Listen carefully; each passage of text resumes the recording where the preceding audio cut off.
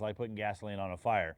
So it's not really the curveball that causes arm problems with little league or whatever age you're coaching the curveball. The curveball is pretty much thrown. I wouldn't say pretty much. It is thrown like a football, and with that, the arm is in a good slot. The arm's in a good position. And we don't see a lot of football guys that are getting arm injuries for throwing a football. So I can prove that and show that when we get into more of the mechanics of a curveball. But for today's purpose in this section, we're talking about shaping pitches and shaping the curveball.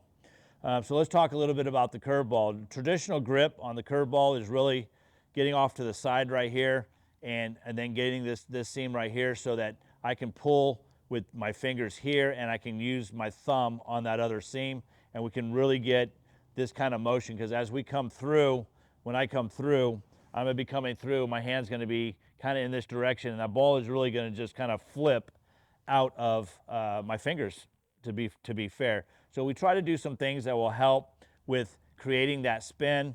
One of the things that we always like to have the kids kind of like snap your fingers and just spin the ball. Just this little drill right here gives a lot of people a lot of fits. They can't do it. They can't snap their fingers and get a tight spin on the ball. So that's one thing that we do, is just work on snapping the ball and getting a nice tight spin.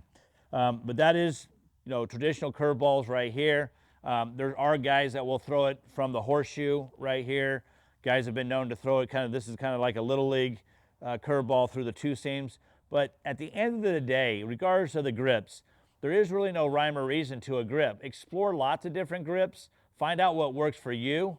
Some guys like to throw the curveball and they like to knuckle it, all right? So we're going to knuckle the ball to throw that curveball, because really we want to get this finger out of the way.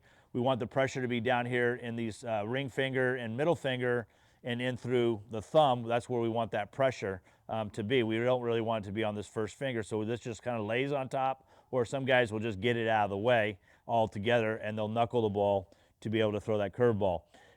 Again, explore the things that work for you. Don't give up on it. Keep going, trying different things, because you never know when something's going to stick and hit, and then you're off to the races. One of the things that we do to learn the spin are a couple of things, and I got a couple training aids here